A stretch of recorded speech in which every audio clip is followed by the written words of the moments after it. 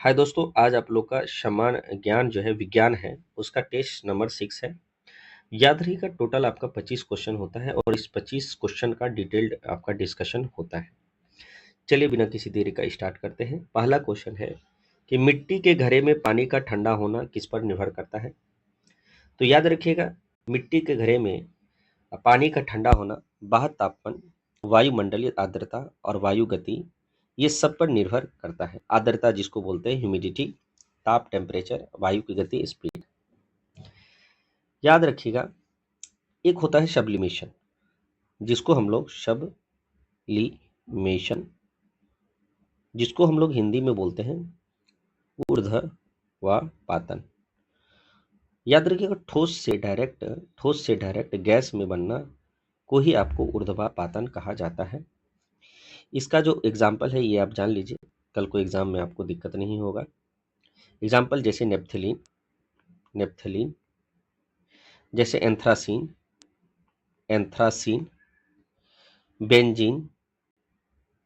Benzene और ammonium chloride NH4Cl। ये सब क्या है कि ये सब जो है हवा में डायरेक्ट ये हवा में गैस के रूप में बन जाएगा अगर ये ठोस है। तो याद रखिएगा ये आपका तीनों आपका सही है।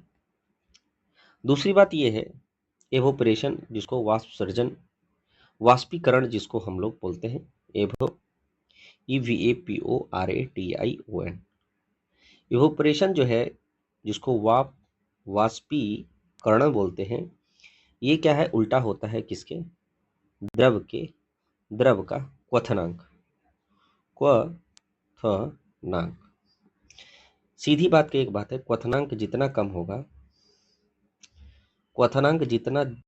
कम होगा वाष्पीकरण उतना अधिक होगा गैस का।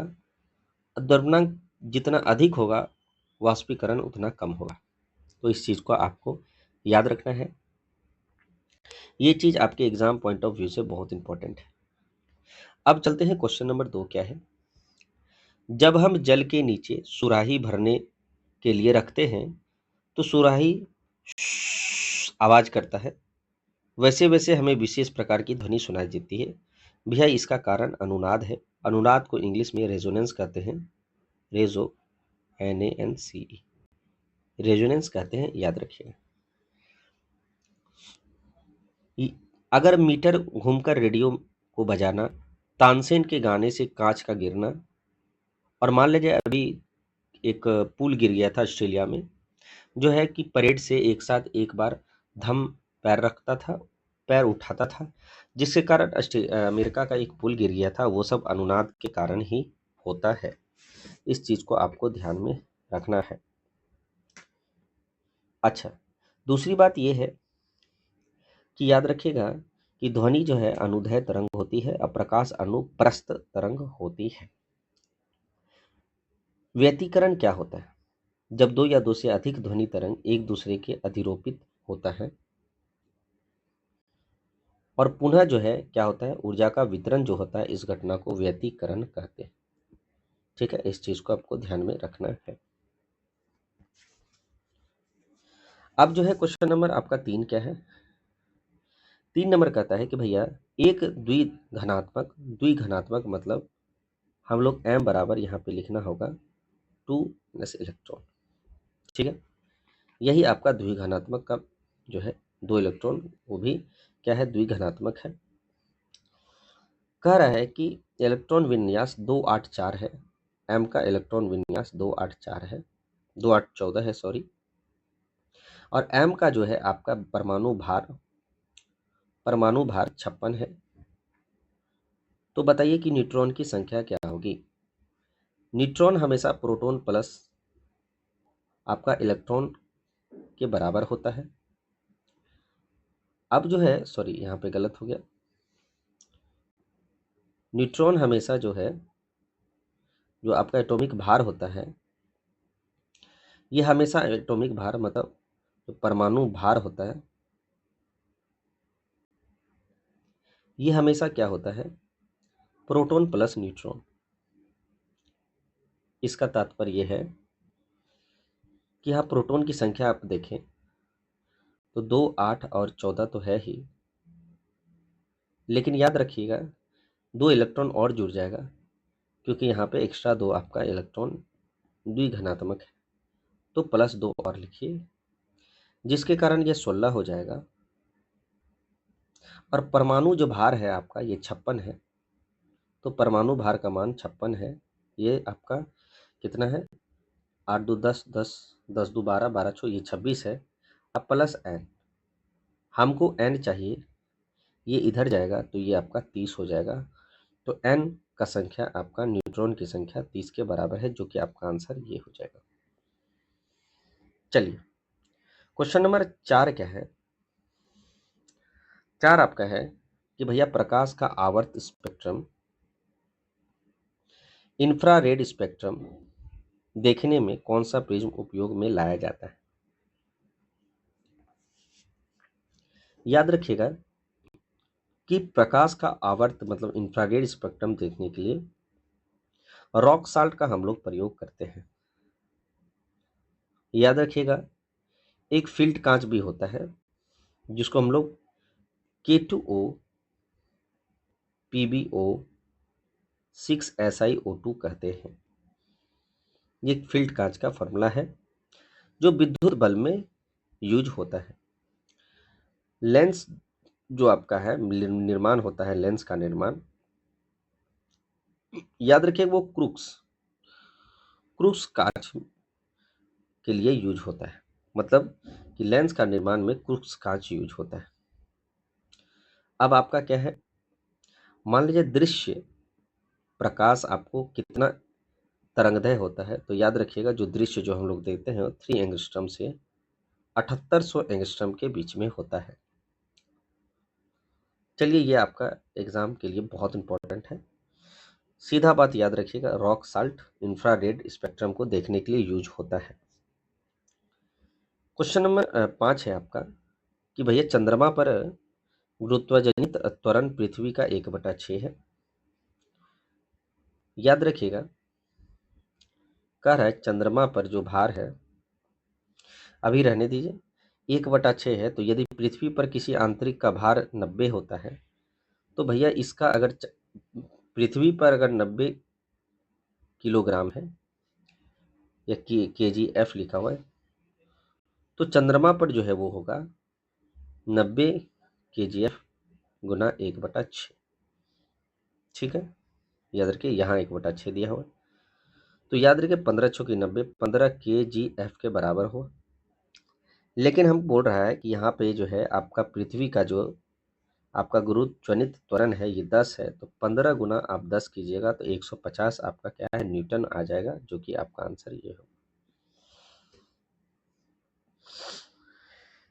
अब जो है आपका क्वेश्चन नंबर 6 है। हालांकि एक चीज और जान लीजिए कि कल को अगर ऊंचाई पूछेगा तो हमेशा याद रखिएगा कि ये तो पृथ्वी का है ही, गुना 1 + h/r -2 मतलब 1 ये हो जाएगा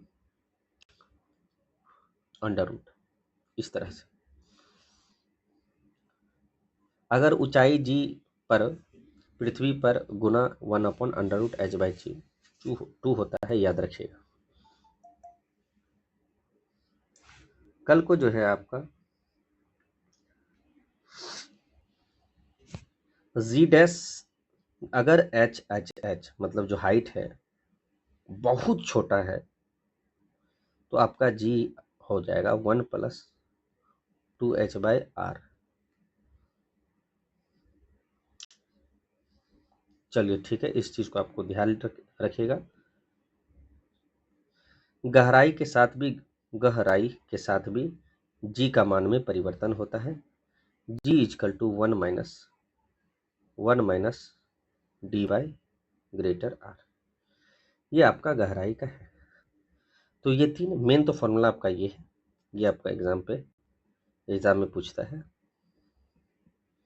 g × 1/1 + h/r पर पावर, r पर पावर नहीं 2,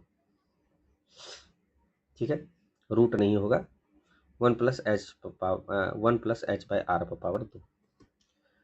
चलिए ये तब होता है जब h बहुत छोटा होता है और ये गहराई का है 1 minus G into 1 minus D by R. चलिए आगे देखते हैं क्वेश्चन नंबर आपका, ये तो खैर बहुत, एक सेकेंड इसको थोड़ा साइड करना पड़ेगा। चलिए क्वेश्चन नंबर 6 है कि कंप्यूटर के कई तरह से डाटा मैनिपुलेट करता है। कंप्यूटर जो है कई तरह से डाटा मैनिपुलेट करता है। इन मैनिपुलेशन को क्या कहते हैं? हालांकि इनू मैनिपुलेशन होना चाहिए, तो याद रखिएगा इनोमुलेशन को प्रोसेसिंग कहते हैं। इन होना चाहिए यहाँ पे। इन मैनिपुलेशन को क्या कहते हैं? मैनिपुलेशन को क्या कहते हैं? तो ये आपका प्रोसेसिंग कहते हैं। चलिए आनुवांशिक अभियंत्रण जेनेटिक इंजीनियरिंग में मॉलिक्यूलर सीजर, जिसको आणविक कैंची की तरह उपयोग किया जाता है, उसको क्या कहा जाता है? इसको याद रखिएगा, ये जो रेस्ट्रिक्टेड जो है आपका रेस्ट्रिक्टेड एंडोन्यूक्लियोलेज कहते हैं, जिसको रेस्ट्रिक्टेड एंडोन्यूक्लियस कहा जाता है। जीन को जोड़ना है तो लाइगेज एंजाइम का प्रयोग होता है, याद रखिएगा, इस चीज को आपको ध्यान में रखना है। ये सब आपके एग्जाम पॉइंट ऑफ व्यू से बहुत इंपॉर्टेंट है। चलिए इस चीज को याद रखिएगा, जेनेटिक में रेस्ट्रिक्टेड एंडोन्यूक्लियस होता है, जिसको आणविक कैंची कहा जाता है। क्वेश्चन नंबर 8 है निम्नलिखित में किस अल्कोहलिक पेय को बिना आश्वन के निर्मित किया जा सकता है? तो भैया एक ये जो है रम और बॉडी नहीं, वाइन ऐसा है जिसको हम लोग बिना आनवन के बना सकते हैं। याद रखिएगा, इस चीज को आपको ध्यान में रखना है। रम जो है आपका सीरा से और जो ब्रांडी अंगूर से बनाए जाते हैं, इस चीज को आपको ध्यान में रखना है।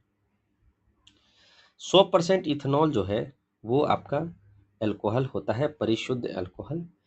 अगर 100% इथाइल अल्कोहल सॉरी, और 95 से 97% इथाइल अल्कोहल तथा उसमें से अगर उसमें 4% जल मिला दिए तो रेक्टिफाइड स्प्रिट हो जाता है।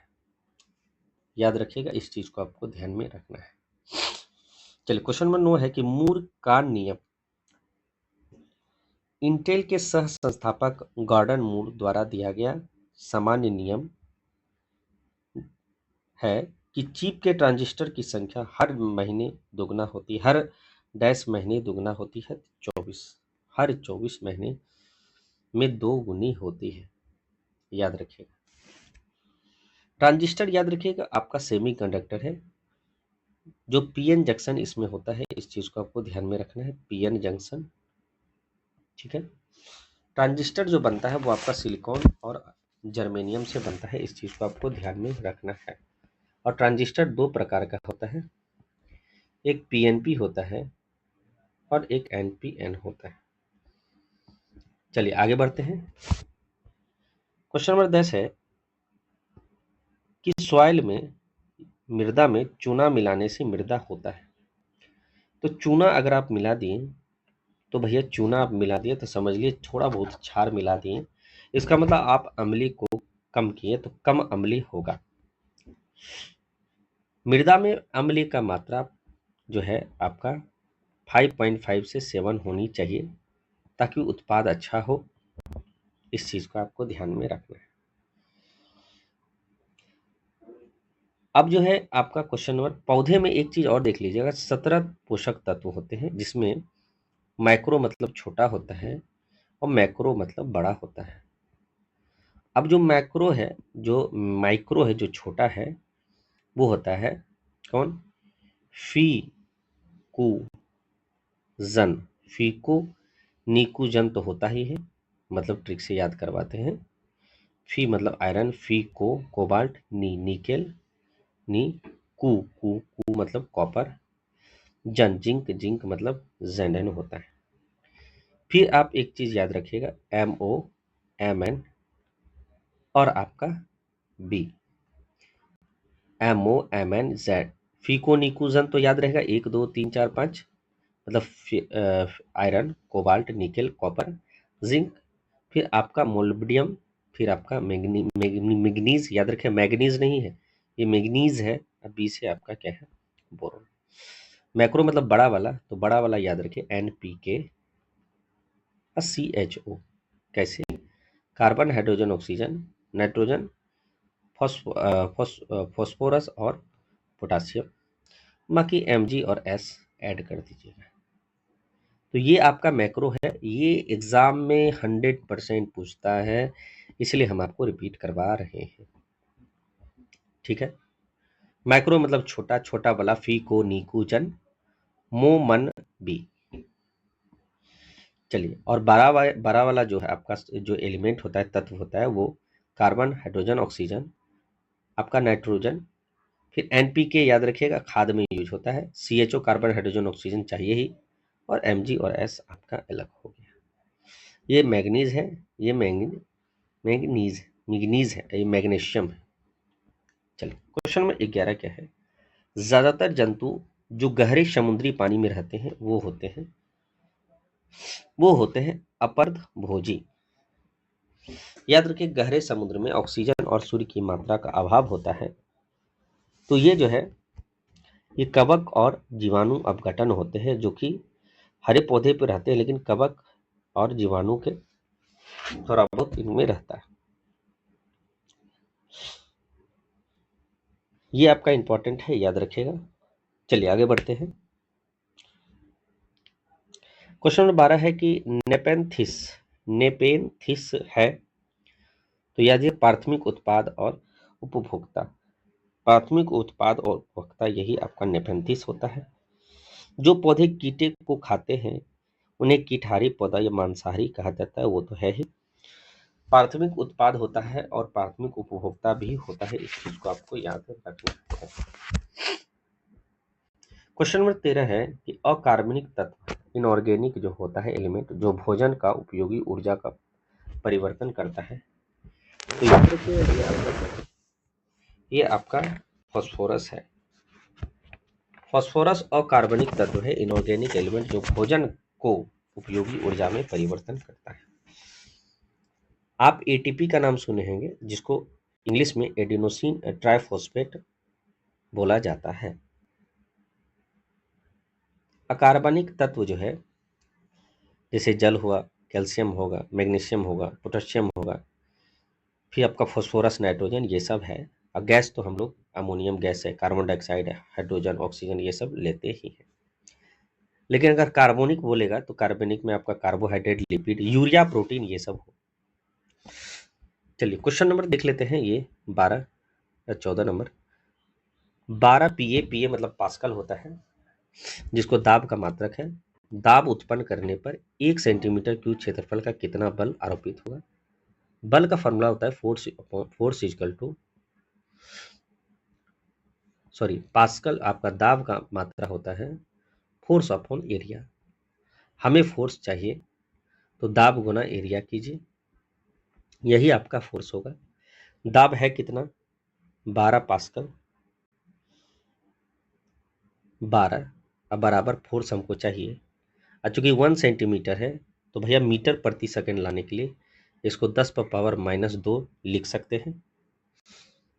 और एरिया चाहिए तो भैया ये 1 सेंटीमीटर स्क्वायर है, तो सही तो है, 1 सेंटीमीटर स्क्वायर है, तो force upon area 1 centimetre square क्षेत्रफल का पर 1 सेंटीमीटर स्क्वायर। अच्छा, ये जो है आपका 1 सेंटीमीटर में 1 सेंटीमीटर गुना 1 सेंटीमीटर था, तो ये अगर 10 पर पावर -2 होगा तो एक और सेंटीमीटर है, वो भी 10 पर पावर -2 होगा।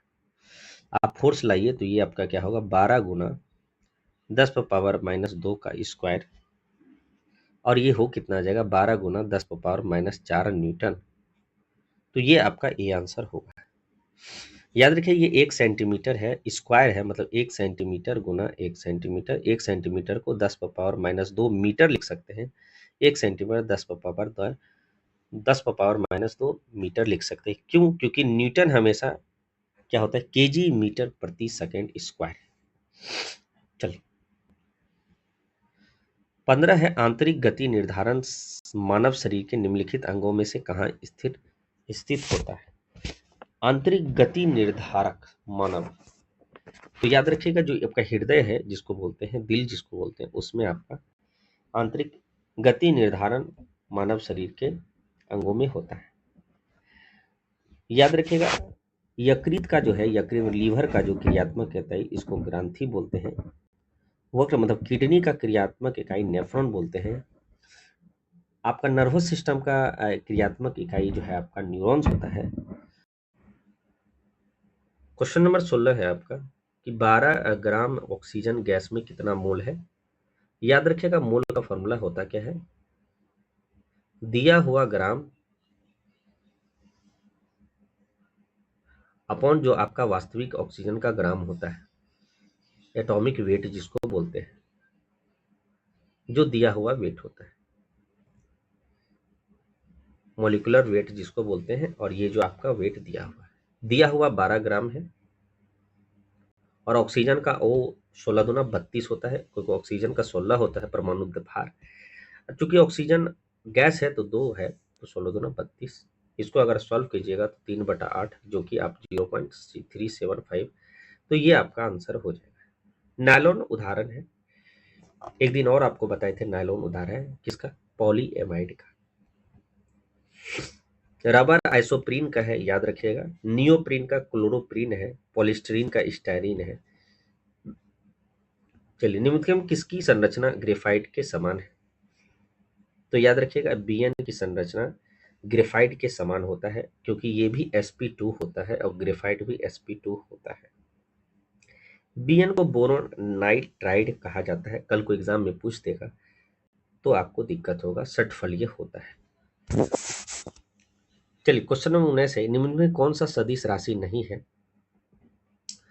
तो आवेश सदिश राशि नहीं है। आवेश जो है एक क्या है, अदिश राशि है। बाकी बल आघूर्णन है, विद्युत क्षेत्र है, प्रतिबल है, विस्थापन होता है, त्वरण होता है, आपका बल आघूर्णन, विद्युत घनत्व है, विद्युत क्षेत्र है, गुरुत्व क्षेत्र भी आपका, कोणीय वेग, कोणीय संवेग, ये सब, और बल, ये सब क्या है आपका सदिश राशि है।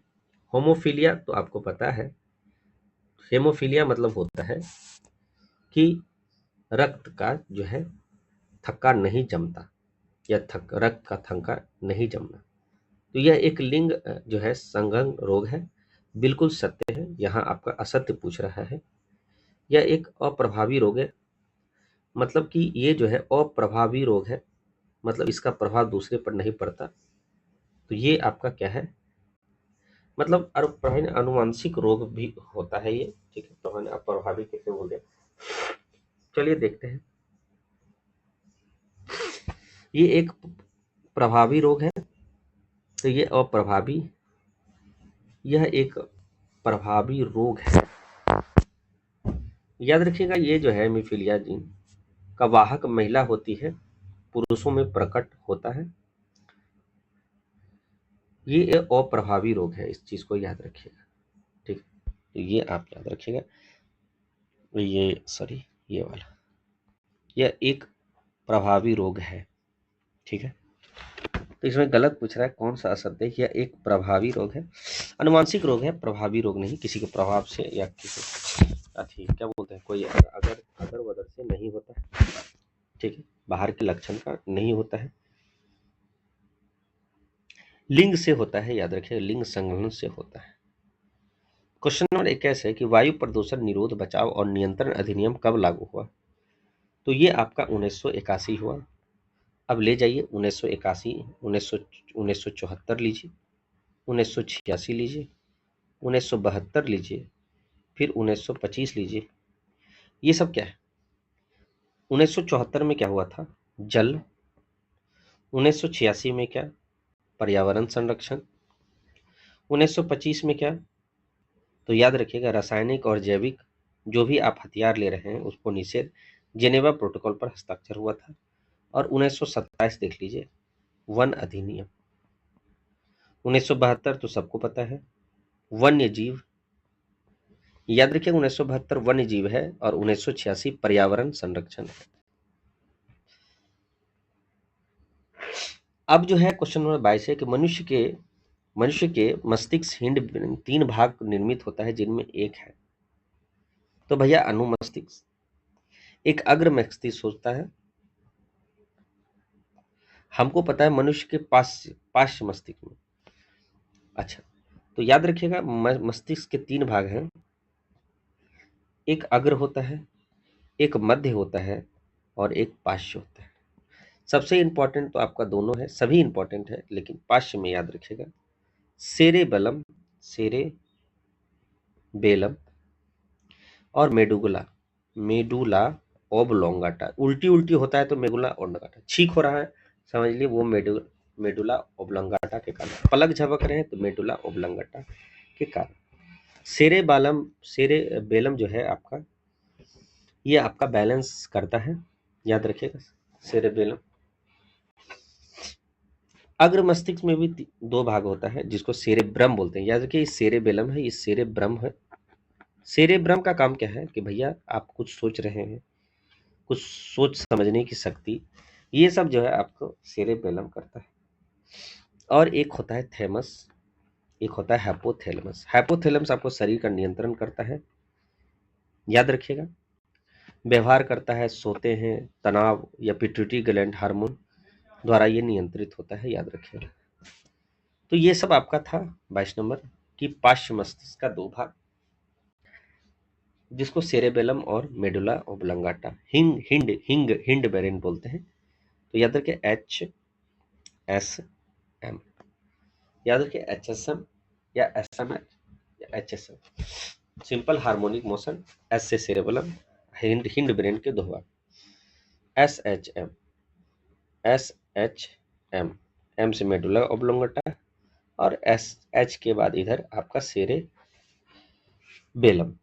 याद रखिए सेरेब्रम नहीं, सेरेब्रम जो है अग्रभाग का है।